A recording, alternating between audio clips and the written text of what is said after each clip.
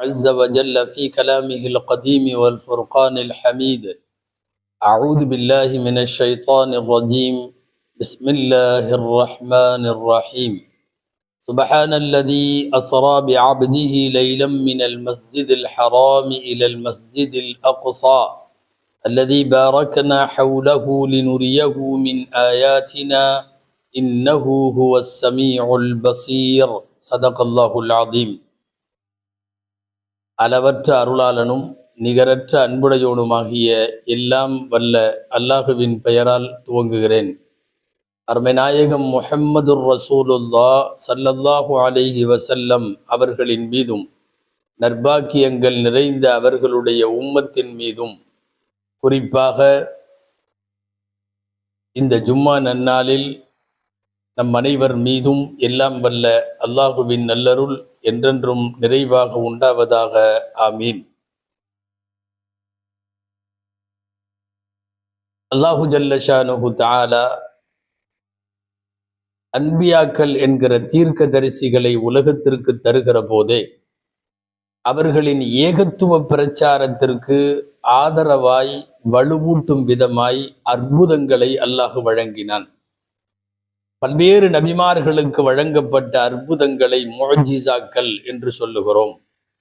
ஒரு அதிசயம், ஒரு அற்புதம் அல்லாஹ்விடமிருந்து நிகழ்ந்தால் அதற்கு குதுரத் என்று பெயர். நபிமார்களிடம் அது ஏற்படுத்தப்பட்டால் முஅஜிசா என்று பெயர். இறைநேசர்களிடமிருந்து அது ஏற்பட்டால் கராமத் என்று பெயர். நபிமார்களுக்கு தரப்பட்ட முஅஜிசாக்கள் எண்ணிலடங்காதவை. அவற்றில் சிற்சில குர்ஆனிலும் சொல்லப்பட்டிருக்கிறது. ஒவ்வொரு நபிக்கும் ஒவ்வொரு அற்புதத்தையும் கொடுத்து சிறப்பு தகுதிகளையும் பெயர்களையும் கொடுத்து இறைவன் உயர்வு மேம்படுத்தினான். இப்ராஹிம் அலைஹிஸ்ஸலாமை நண்பராக்கி சிறப்பித்தான். மூசா அலைஹிஸ்ஸலாமை தன்னோடு பேசுவதற்குண்டானவர் என்று இறைவன் நிர்மாணித்து கலீமுல்லா என்று பெயர் சூட்டினான். ஈசா அலைஹிஸ்ஸலாமுக்கு அல்லாஹுவினுடைய ரூஹ் என்று பெயர். ஈசா ரூஹுல்லா, இப்ராஹிம் கலீலுல்லா, மூசா கலீமுல்லா. வழங்கப்பட்ட அற்புதங்கள் இப்படி வரிசையாக நிறைய உண்டு. தாவூத் அலைஹிஸ்ஸலாமுக்கு இரும்பு ரப்பர் போல் ஆனது. சுலைமான் அலைஹிஸ்ஸலாமுக்கு மனித, ஜின், பறவை, பட்சிகள் எல்லா பாஷைகளும் அவர்களுக்கு அற்புதங்களாய் தரப்பட்டது. இந்த வரிசையில் நீட்டிக்கொண்டே போகலாம். உலகத்தில் எக்கச்சக்கமான முஅஜிசாக்கள். இந்த முஅஜிசாக்களிலெல்லாம் ஆகச் சிறந்த முஅஜிசாக்கள் ஆகச் சிறந்த நபி ஸல்லல்லாஹு அலைஹி வஸல்லம் அவர்களுக்கு தரப்பட்டது. ரசூலுல்லாஹுவுக்கு தரப்பட்ட முஅஜிசாக்களில் சற்றேறக்குறைய ஹதீஸு கிதாபுகளின் வழியாக நீங்கள் பார்த்தால் 1000 முஅஜிசாக்களுக்கு மேல் உடைய நபி ஸல்லல்லாஹு அலைஹி வஸல்லம் உடைய அற்புதங்கள், முஅஜிசாக்கள். அதிலே முதல் அற்புதம் நமக்கு தெரியும், திருக்குர்ஆன். இரண்டாவது அற்புதம் நபி ஸல்லல்லாஹு அலைஹி வஸல்லம் அவர்களுக்கு இறைவனால் வழங்கப் பெற்ற பெரும் பேறு மிஅராஜ் என்னும் விண்ணுலக பயணம். அந்த மிஅராஜை சந்திக்கிற இந்த வாரத்தில் மிஅராஜ் குறித்த சில சிந்தனைகளும் அது நமக்கு தருகிற ஆன்மீக பாடங்களும் இங்கே நம்முடைய சிந்தனைக்கும் கவனத்திற்கும் உரியவை. அன்பானவர்களே, பெரும்பாலான மார்க்க அறிஞர்களின் கருத்துப்படி மிஅராஜ் நடைபெற்றது ரஜபு பிறை 27வது இரவு. அந்த அடிப்படையில் நாம் இந்த வாரத்தில் மிஅராஜினுடைய சிந்தனைகளை சிந்திக்க கடமைப்பட்டிருக்கிறோம். குர்ஆனில் அல்லாஹ் இதை அறிவிப்பு செய்கிற போது மிஅராஜ் குறித்து குர்ஆன் சொல்ல வேண்டும். குர்ஆன் எப்படி சொல்லுகிறது? சுப்ஹானல்லதி அஸ்ரா பிஅப்திஹி, தன் அடியாரை லைலன் இரவில் இறைவன் அழைத்து சென்றானே அந்த இறைவன் பரிசுத்தமானவன் என்று குர்ஆன் சொல்லுகிறது. இறைவன் கூட்டி சென்றான் என்று சொல்லுகிறது. பொதுவாக அழைப்புகள் 3 வகை சகோதரர்களே. அழைப்புகள் 3 வகை. நாமாக போவது ஒரு ரகம். 2வது ரகம், நீங்கள் வாருங்கள் என்று அழைப்பு கொடுப்பது 2வது ரகம். உங்களை கையோட கூட்டிட்டு வர சொன்னாங்க, நீங்க வாங்க அப்படிங்கிறது 3வது ரகம். மெஹராஜ் இந்த 3வது வகை. உங்களை கையோடு அழைத்து வர சொன்னான் அல்லாஹ் என்று வானவர் தலைவர் விண்ணிலிருந்து மண்ணிற்கு இறங்கி மண்ணின் தலைவர் பெருமானார் ஸல்லல்லாஹு அலைஹி வஸல்லம் அவர்களை விண்ணிற்கு அழைத்து செல்லுகிற விந்தைகள் நிகழ்ந்த விந்தைகளுக்குரிய ஒரு நிகழ்ச்சி தான் மெஹராஜ் என்பது. அன்பானவர்களை, நீங்கள் பல்வேறு சொற்பொழிவுகளிலும் கேட்டிருக்க கூடும். மெஹராஜ் 3 காரணங்களை உள்ளடக்கியது. இப்படி ஒரு விண்ணுலக பயணத்தை அல்லாஹ் நபி ஸல்லல்லாஹு அலைஹி வஸல்லம் அவர்களுக்கு ஏற்பாடு செய்து தந்தது 3 காரணங்களுக்காக. முதல் காரணம், பெருமானார் ஸல்லல்லாஹு அலைஹி வஸல்லமுக்கு அல்லாஹ் வழங்குகிற ஆறுதல்.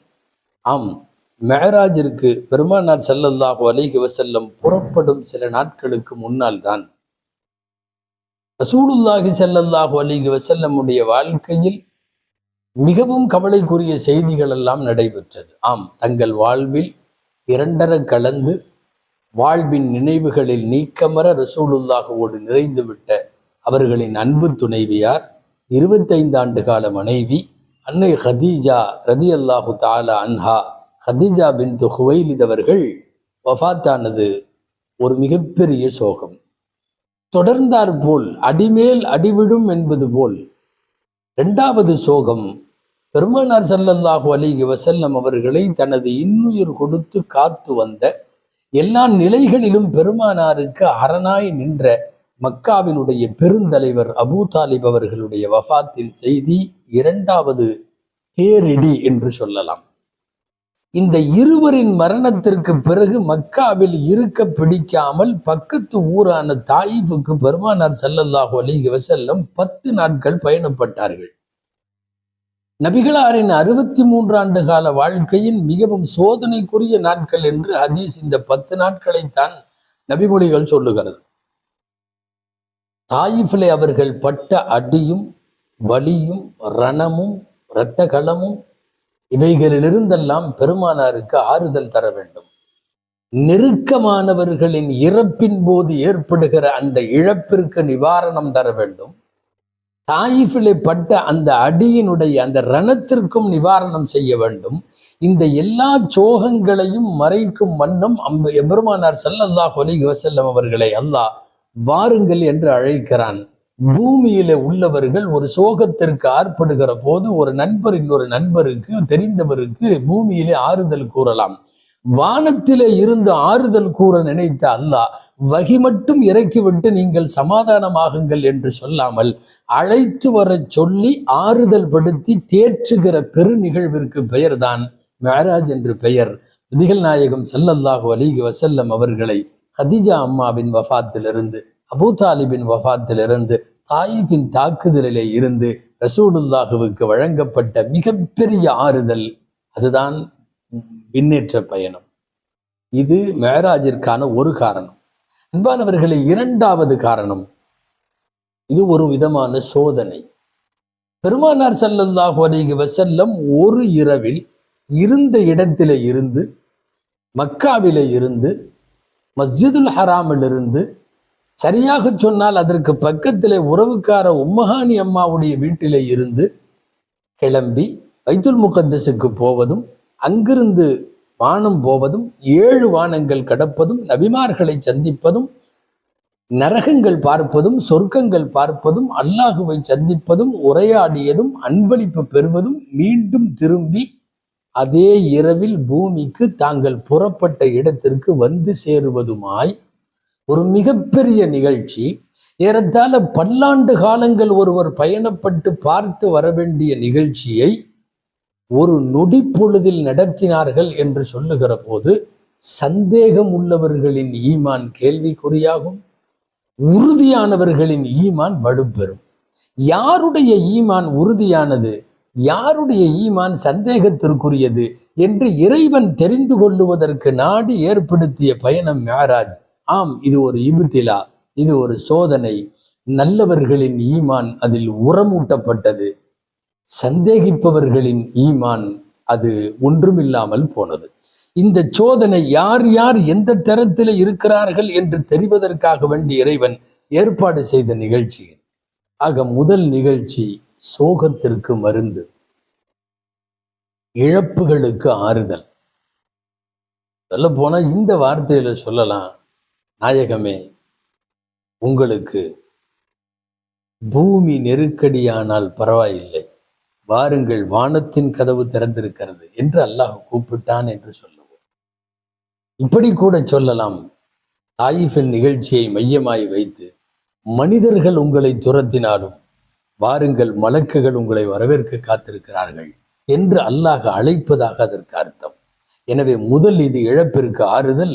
இரண்டாவது, ஈமான் கொண்டவர்களுக்கும் நல்ல ஈமான் உள்ளவர்களுக்கும் அல்லாத ஈமான் உள்ளவர்களுக்கும் அல்லாஹுவால் வைக்கப்பட்ட சோதனை என்று சொல்லலாம். இது இரண்டாவது. பொதுவாக சோதனைகளின் போது உறுதியான ஈமான் உள்ளவர்களின் இறை நம்பிக்கை வெளிப்படும். சொன்னார்களே போய் அபூபக்கர் ரலியல்லாஹு அன்ஹு அவர்களிடம், உங்களுடைய சாஹிப், உங்களுடைய தோழர் ஒரே இரவில் எங்கெங்கோ போனாராம், ஜெருசலம் போனாராம், வானம் போனாராம், பார்த்தாராம், ஏதேதோ சொல்லுகிறாரு. பட்டென்று பதில் வந்தது, உசத்திகுஹு பிஹபரி ஸமாஇ குத்வதன் வ ரௌஹா. இது என்ன பிரமாதம்! தினந்தோறும் காலையிலும் மாலையிலும் வானத்திலே இருந்து அவர்களுக்கு செய்தி வருகிறது என்பதை நான் நம்பிக்கொண்டிருப்பவன், நான் உண்மைப்படுத்துபவன். அப்படி இருக்கிற போது அவர் போய் வந்ததில் என்ன ஆச்சரியம் என்று திரும்ப கேட்ட ஒற்றை வார்த்தையில் கிடைத்த பட்டம் தான் சித்தீக் என்கிற பட்டம். அவர் உண்மைப்படுத்தக்கூடியவர். ஈமானால் உரமேற்றப்பட்ட உள்ளங்களின் உறுதி எந்த காலத்திலும் சஞ்சலத்திற்கு ஆட்படாது. அந்த அடிப்படையில் அபூபக்கர் ரலியல்லாஹு அன்ஹு போன்றவர்களின் ஈமானும் தெரிந்தது, மற்றவர்களின் ஈமானும் தெரிந்தது. அன்பானவர்களை, மிஅராஜிற்கு காரண காரியங்களில் மூணாவது என்ன தெரியுமா? இராஅத்து ஆயாத்தில்லா, இறைவன் தன் அத்தாட்சிகளை பூமிக்கு காட்டுகிறான். ஆம், மேராஜினுடைய ஆயத்திலேயே அல்லாஹ் வசனத்திலேயே சொல்ல வர்றது என்ன தெரியுமா? மேராஜின் செய்தியை 15வது ஜுசுவினுடைய முதல் வசனத்தில் சூரா பனி இஸ்ராயிலுடைய ஆரம்ப வசனத்தில் சொல்லுகிற போது இந்த வார்த்தையை அல்லாஹ் இடம்பெறச் செய்கிறான். லினுரியஹு மின் ஆயாத்தினா, நம்முடைய அத்தாட்சிகளை ரசூலுல்லாஹுவுக்கு காட்டுவதற்காக நான் கூட்டி போனேன் என்கிறான். நரகம் அத்தாட்சி, சொர்க்கம் அத்தாட்சி, சிராத்து அத்தாட்சி, மீசான் அத்தாட்சி, ஒட்டுமொத்த மஹ்ஷரும் அத்தாட்சி. அத்தாட்சிகளை எல்லாம் நீங்கள் காண வாருங்கள் என்று உலகின் பெரிய அத்தாட்சியான பெருமானாரை கொண்டு போய் அத்தாட்சிகளை காட்டுவதற்கு இறைவன் இதை பயணப்பட வைத்தான். அதுதான் மேராஜ் என்கிற விண்ணுலக பயணம். நல்லா கவனிக்கணும். அல்லாஹ் இதை ஆயத்து என்று சொல்லிவிட்ட போது, ஆயத்துன அத்தாட்சி, ரப்பு அத்தாட்சி என்று சொல்லிவிட்ட போது மறு கேள்விக்கே வேலை இல்லை. யாராவது ஒருவர் நான் இதை செய்தேன் என்பார், உன்னால முடியுமா என்ற திரும்ப கேள்வி வரும். சொல்லுவது யாரு தெரியுமா? அகில உலகத்தையும் படைத்து காத்து வளர்க்கிறவன், எல்லா அற்புதங்களையும் எல்லாருக்கும் எல்லா காலத்திலும் வழங்கியவன். அவன் நான் செஞ்சேன்னு சொல்லும் போது ஏன் முடியாது? எனவே சந்தேகத்திற்கு இடமில்லாமல், காரணம் ஒரு தஅவா, ஒரு விவாதம், ஒரு வாதம் என்பது வைத்திருப்பது இங்கே யார்? கூட்டி போனேன் என்று யார் சொல்லுவது? அல்லாஹ் சொல்லுகிறான். அவன் சொன்னதுக்கு அப்புறம் நடக்குமா நடக்காதா என்கிற கேள்விகளுக்கு அங்கே வேலை இல்லை. ஒரே ஒரு நொடி பொழுதில் கண் சிமிட்டும் நேரத்தில் நடக்குமா? நடக்கும். காலத்தை நிறுத்தி வைக்கும் ஆற்றல் பெற்றவன் இறைவன். ஒரு 20 ஆண்டு காலங்கள் ஒரு மனிதர் 23 வருஷ காலம் சுற்றி பயணம் பார்த்து விட்டு வந்தால் எவ்வளவோ அவ்வளவையும் ஒரு மனிதர் ஒரு நொடி பொழுதில பார்க்க முடியுமா? காலத்தை நிறுத்திவிட்டால் பார்க்க முடியும். விரிவாகிவிடும் என்பதால் இத்தோடு விடலாம்.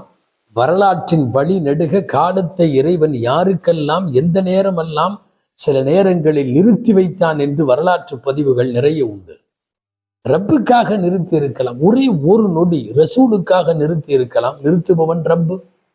ஒரு நொடி பொழுதில் தான் எல்லாம் நடந்தது. ஜெருசலம் போனது, மஸ்ஜிதுல் ஹராம் போனது, நபிமார்களுக்கு தொழ வைத்தது, விண்ணுலகம் போனது, நபிமார்களை ஒவ்வொரு வானத்திலேயும் அந்த வானத்திற்கென்று உள்ள மலக்குகளை கண்டது, நபிமார்களை கண்டது, அல்லாஹுவோடு உரையாடியது, நரக தண்டனைகளை பார்த்தது, சுவன அந்தஸ்துகளை பார்த்தது, எல்லாம் ஒரு நொடியில். ஜஞ்சீர் பி ஹல்தி ரஹி, ஜஞ்சீர் பி ஹல்தி ரஹி, பிஸ்தர் பி தா கரம், அரிஷ் கயே சலே ஆய முஹம்மத் ஸல்லல்லாஹு அலைஹி வஸல்லம். நாராங்கி ஆட்டம் நிற்கவில்லை, படுத்திருந்த பாயின் சூடு ஆறவில்லை, ஜஞ்சீர் பி ஹல்கி ரஹி பிஸ்தர் பி ரஹா கரம் தா அரிஷ் கயே, அரிஷ் வரைக்கும் போய்விட்டு திரும்பி வந்தார்கள் முஹம்மது ரசூலுல்லாஹ் என்கிற அந்த அழகான உருது கவிதையின் வாசகத்திற்கேற்ப நொடியில் நடைபெற்ற இந்த உலகத்தில் சாத்தியமா என்று கேட்பவர்களுக்கு சத்தியம்தான் என்று திருக்குர்ஆன் திரும்ப திரும்ப சொல்லுகிறார்.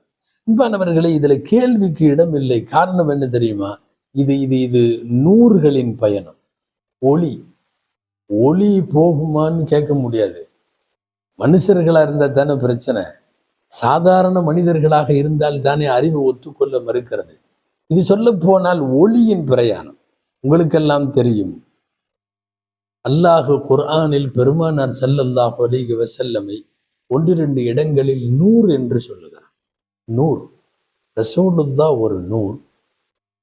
அழைத்து செல்லுகிற ஜிப்ரீல் நூறால் படைக்கப்பட்டவர். மலக்குகள் எல்லாம் ஒளியினால் படைக்கப்பட்டவர்கள். எனவே ஜிப்ரீல் ஒரு நூர். இவர்களை சுமந்து சென்ற வாகனம் புராக்கிற்கே நூர் என்று அர்த்தம். அது ஒரு ஒளி பிழம்பு. புராக் என்பதும் நூர். பயணம் எங்கு தெரியுமா? அல்லாஹுவை நோக்கி. அந்த அல்லாஹுவும் நூர். இறைவனுடைய திருநாமங்களில் ஒன்று நூர். அல்லாஹு நூறு சமாவாத்தி வல்லார். ஒட்டுமொத்த உலகத்தினுடைய நூறு அல்லாஹ். எனவே அல்லாஹ் என்கிற நூரை நோக்கி முஹம்மது என்கிற நூறு போகிறது. புராக் என்கிற நூரில் அமர்ந்து அழைத்து செல்பவர் ஜிப்ரீல் என்கிற நூர். முழுக்க முழுக்க இது சஃபருல் அன்வார் என்று சொல்லுவார்கள் அரபியில். நூறுகளின் பயணம். இது பேரொளிகளின் பயணம். எப்படி உலகத்திலே அதை மறுக்க முடியும்? சில பேர் எங்கே ஏதாவது கேள்வி வருமோ என்னவோ என்று சொல்லி இப்படியும் கூட பதில் சொன்னார்கள். என்னன்னு, நபி ஸல்லல்லாஹு அலைஹி வஸல்லம் உடம்புல போகல, ரூஹிலே போனார்கள் என்று. தவறு. ரூஹால் போகவில்லை, உடலோடு தான் போனார்கள். அவர்கள் சொந்த உடலோடு தான் போனார்கள். வெறும் ரூஹு போவதென்றால் நாமெல்லாம் தினந்தோறும் கனவிலே ரூஹில போய் கொண்டிருக்கிறோமே. கனவிலே நாம் வானத்திற்கு போகிறோம், கனவிலே எங்கெங்கோ உலா வருகிறோம். இது முஅ்ஜிஸாவாக எப்போது ஆகும் தெரியுமா? ரூஹு மட்டும் போயிருந்தால் ஆகாது. உடலோடு போனார்கள் என்பதால் தான் மிஅராஜ் என்பதே அற்புதமாய் விண்ணுலக பயணமாய் ஆகிறது. அழைத்து அழைத்து அல்லாஹ் அனைத்தையும் காட்டிவிட்டு அனுப்பி வைக்கிறான். என்ன காரணம் தெரியுமா? பெருமானார் ஸல்லல்லாஹு அலைஹி வஸல்லம் இந்த உம்மத்தின் பொறுப்பாளர், இந்த உம்மத்தின் பிரதிநிதி, ஒட்டுமொத்த இந்த உம்மத்திற்கு வக்கீல். அவர்களை கூப்பிட்டு காட்டினால் உம்மத்தை கூப்பிட்டு காட்டியதாக அர்த்தம். எனவே நாயகம் போனார்கள், வானம் பார்த்தார்கள். நபிகளார் போனார்கள், நரகம் பார்த்தார்கள். நபிகளார் போனார்கள், சுவனம் பார்த்தார்கள் என்று சொல்லுங்கள். அல்லது இந்த உம்மத்தே பார்த்தது, இந்த உம்மத்தே கண்டுகளித்தது, இந்த உம்மத்தே காட்சிகளை கண்டது என்றாலும் மிக இல்லை. இந்த உம்மத்தின் ஒரு பிரதிநிதியாய் அல்லாஹ் பெருமானார் ஸல்லல்லாஹு அலைஹி வஸல்லம் அவர்களை அழைத்து அனைத்தையும் காட்டிவிட்டான். அன்பானவர்களே, அவர்கள் கண்ட காட்சிகள் எல்லாம் அநேகமாய் மிஅராஜ் இரவுகளில் சொற்பொழிவாற்றுகிற போது உலமாக்கள் உங்களுக்கு தெரிவிப்பார்கள். இது ஜும்மாவினுடைய பிரசங்கம், எனவே சுருக்கமாகவே செய்ய வேண்டும். கண்ட காட்சிகளும் அவர்கள் கண்ணிலே பட்ட அற்புதங்களும் ஏராளம். குறிப்பாக நரகத்தினுடைய கொடுந்தண்டனை காட்சிகளை பார்த்த போது நெக்குருகி போனார்கள் எம்பெருமானார் ஸல்லல்லாஹு அலைஹி வஸல்லம். சுவனத்தின் உயர் அந்தஸ்துகளை, குறிப்பாக நபித்தோழர்கள் பல பேருக்கு அங்கே கிடைத்த மாண்புகளை இதையெல்லாம் பார்த்து பெருமிதப்பட்டார்கள் பெருமானார் ஸல்லல்லாஹு அலைஹி வஸல்லம். சுவனம் போல் இன்பமான ஒன்று இல்லை, நரகம் போல் துன்பமான ஒன்று இல்லை. நரகத்தினுடைய வாசலில் அவர் நிற்கிறார். அவருக்கு மாலிக் என்று பெயர். நரகத்திற்கு அதிபதி அவர். பெருமானார் வருகிறார்கள், ஜிப்ரீல் அலைஹிஸ்ஸலாம் வருகிறார்கள். ஒரு சாஷ்டாங்கமாய் மருந்திற்கு கூட அந்த முகத்தில் புன்னகை இல்லை. நரகத்தின் காட்சிகளை பார்ப்பவருக்கு, நரகத்தின் வாசலில் நிற்பவருக்கு சிரிப்பு எப்படி வரும்?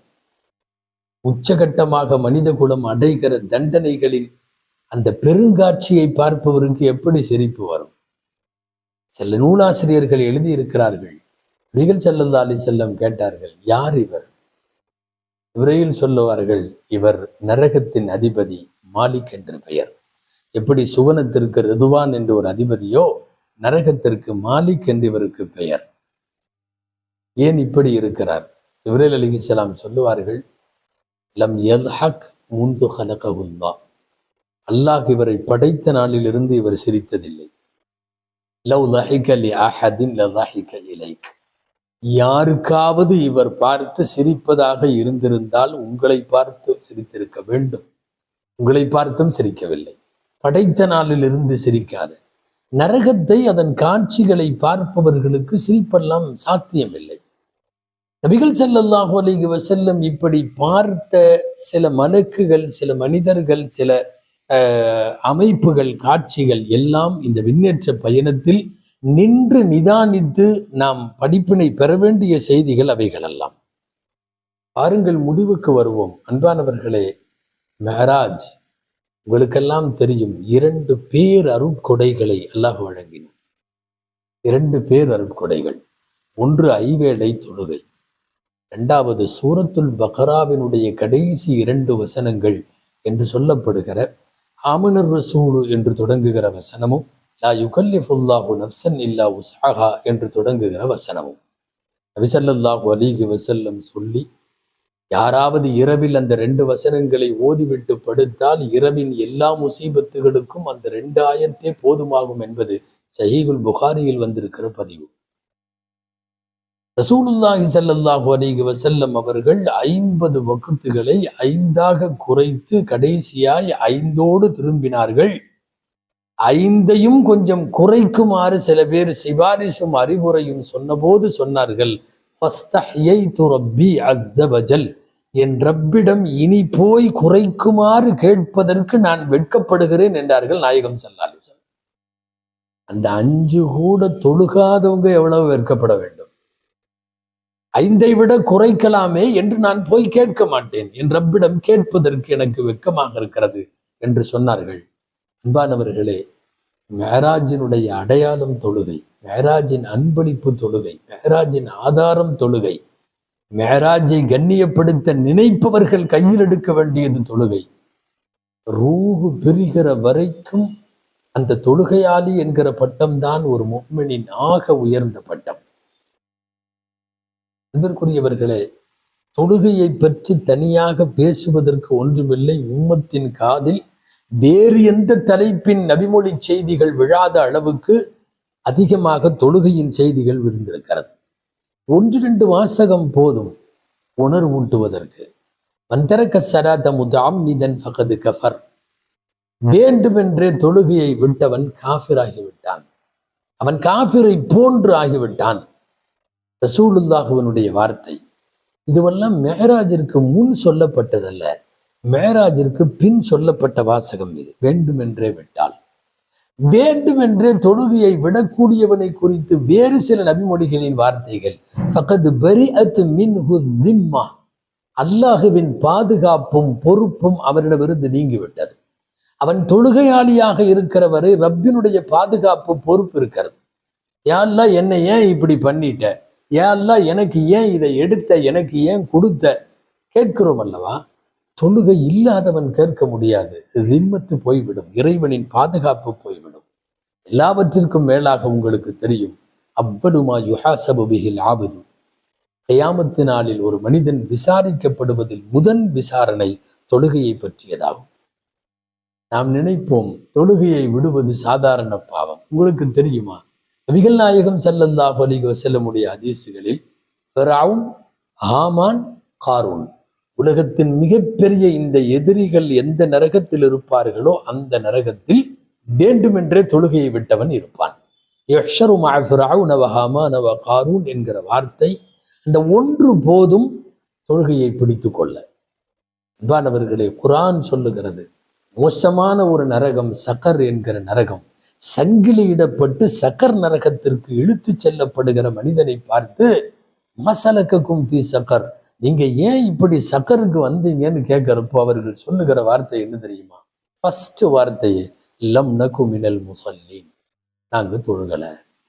சக்கர் என்கிற படுபாதாள நரகத்திற்கு இரும்பு சங்கிலிகளால் பிணைக்கப்பட்டவர்கள் கொண்டு வரப்படுகிறார்கள் என்பதெல்லாம் இந்த சக்கர் நரகத்தினுடைய வேதனைகள்.